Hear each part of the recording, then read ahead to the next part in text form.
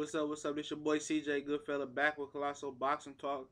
Um, Here to break down Terence Crawford versus Yuriorkis Gamboa for the WBO lightweight title, 135 pounds, coming up this Saturday, which is an interesting fight. Um, it's a hard fight for some people to pick. Kind of hard one for me to pick. I've been flip flopping in my mind a little bit, but I pretty much know who I'm gonna go with. And you got Yuriorkis Gamboa, who hasn't looked fantastic at 135 pounds. Been a little bit inactive. Speed demon. Good power in both hands. Good footwork, but just a little bit too short for the lightweight division. His arms a little bit too short, but he knows how to get inside most of the time. If the boxer isn't too long or doesn't know how to control and keep distance. He's a flamboyant Cuban. You know the Cubans can fight. Very, very outspoken and flashy for a Cuban. If you can speak the language they speak, which is Spanish, I believe.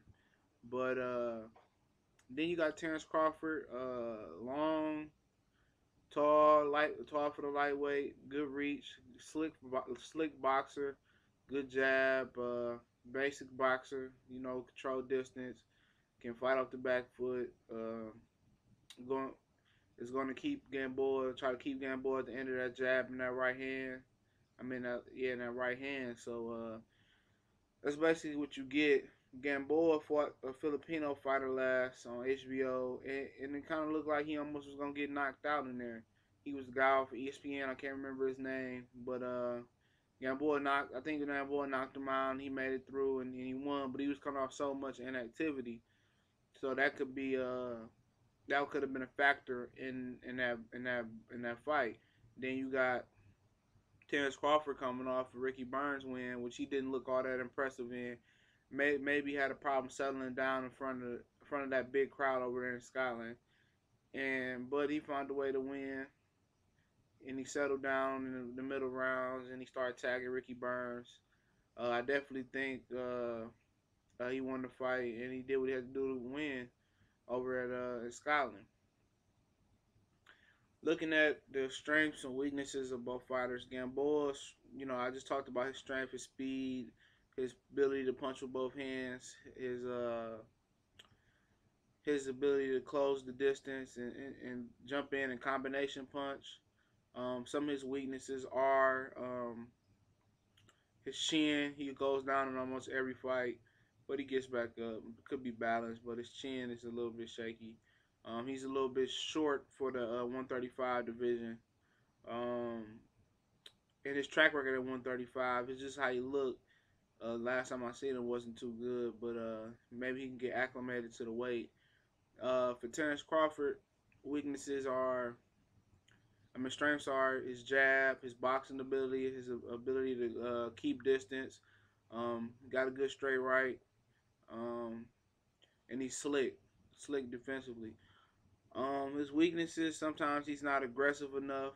Uh, Sometimes his style can get boring to some people, but to peers like myself, I love his style and it's just the aggressive nature that he could fight with and finish, and the ability to finish better and get aggressive.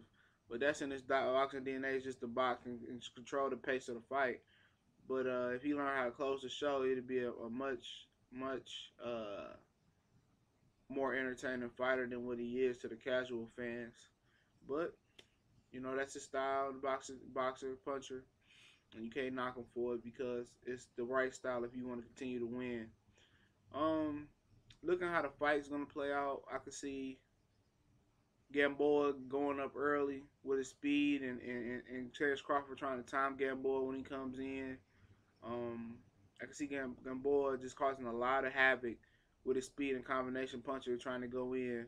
Plus, Terence Crawford fighting in his own backyard could be some pressure on him too to perform well and try to do some things out of character, and that could be the case for him. But I got Gamboa coming in early, maybe even scoring a flash knockdown or some sorts of that. And I got in the middle rounds, I feel Like Crawford can control the middle rounds. He'll find his distance, his range, and just continue to outbox Gamboa for the rest of the fight. So I got Terence Crawford winning. Uh, I said a split decision. Could be close. Gamboa is a hell of an athlete. Terence Crawford is a hell of an athlete. It's a lot of speed on display, a lot of skill that's going to be on display. But I got Terence Crawford winning the split decision. I definitely could see Gamboa still in the fight, maybe with his boxing ability. But I mean, he doesn't have. Crawford has the home back and he has the home cooking. Crawford has the big promoter with connection to Bob Arum, and Yuriorkis Gamboa doesn't have any of those. So he's clearly gonna have to win by a knockout or or just a colossal ass whooping on his giving it to Terence Crawford because it's the tables are against him. But I got Gamboa losing split decision to Terence Crawford.